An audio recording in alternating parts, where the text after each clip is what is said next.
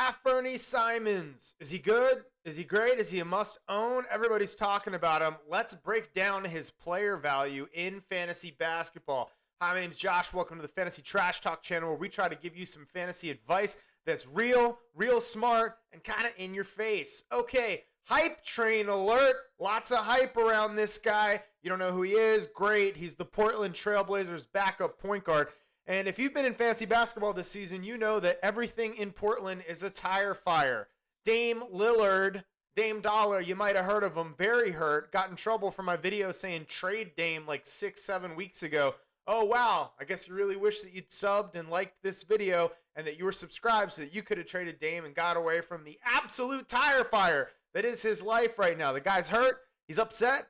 He's pissed off at the prior GM. Doesn't like the management. Doesn't like the situation. He's doing everything except demanding a trade and sitting out. And in fact, who's to even say if his injury is his own way of sitting out? Okay, well, that's why are we talking about Dame? Because there's a lot of hype around his backup, his replacement. I'm going to play the video a little bit so you guys can kind of make your own judgment. This is an all possessions video on YouTube. I watched about 45 minutes of Simons to prepare for this video. And I'm just going to go spoilers. I was not impressed, okay? Super bouncy, super athletic, very quick. However, his decision-making is what I would call bad for a lead guard. And this guy has no left hand. Anytime he makes a move going to his left, he's going to bring the ball back to his right. Because of this, he has limited shot options, okay? I broke down a shot chart, and I looked up his shooting percentages by split. I'm not going to pull it up right now. I just realized how boring that would be to pull it up on stage. Basically, this guy shoots about 32% in open catch-and-shoot situations. Once there's a defender within 4 feet, once he's closely guarded, his shooting percentage starts to plummet. So, like, you can see as you watch these possessions, most of the shots that he gets, that was wide open, and he makes it. When Dame is playing, when CJ McCollum is playing, he's getting the benefit of better quality shots than what he would get if he's playing without those two, okay? And he just doesn't get high quality shots. One dribble pull up. His balance, his center of gravity on his shots is bad. Notice how he started to drive left, but he pulled the ball back right.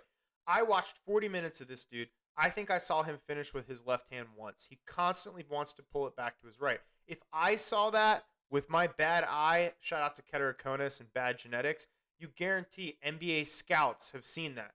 So that means he's fast enough, he's athletic enough. Watch him go right. Watch him. He started to go left. He went back right every single time, I swear to God.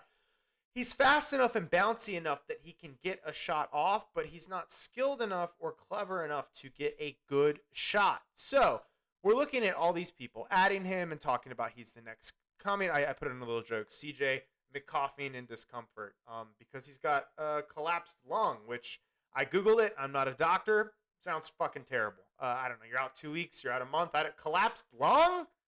That's real. Oh, man. How are you going to smoke?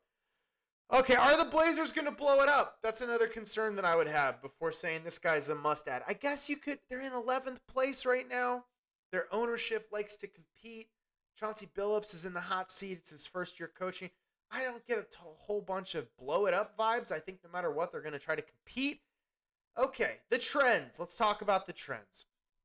I don't see a complete player, okay? He doesn't get assists. He doesn't pass the ball. And even if he does try to pass the ball, he makes simple passes. This is not a guy who's drawing a double team, sensing the double team, kicking it out. He's not going to get a lot of assists. He's also not going to get any blocks, basically, despite his amazing jumping ability. He's really weak physically, and he gets pushed off of his spot very easily. He'll get some steals. I already talked about the 7. I don't see him being a top 75 player. If you're in a super deep league, you can add this guy. But blah, blah, blah. Here's some numbers. Per 36, right? Okay, and some people are like, okay, Josh, well, how bad is he? All right. According to Basketball Monster, he is, I have to scroll all the way down here so you can see him. I'll highlight it. This column right here. 165th best player in 23 minutes per game. And I cranked out those numbers. Per 36, he only goes up to 134th best player. His best build, if you're punting 2 different categories in 9-cat, is punting blocks and rebounds, and he's only the 66th best player. And a lot of the guys that were around him in that area you can find on the waiver wire. So best case scenario, Dame is traded. No point guards come back. CJ McCollum's out for an extended period of time. I'm looking at a guy who's like in the 80 to 90 range. Again, I don't think he'll actually perform that well. I think his turnovers will go up. His field goal percentage is going to be god awful.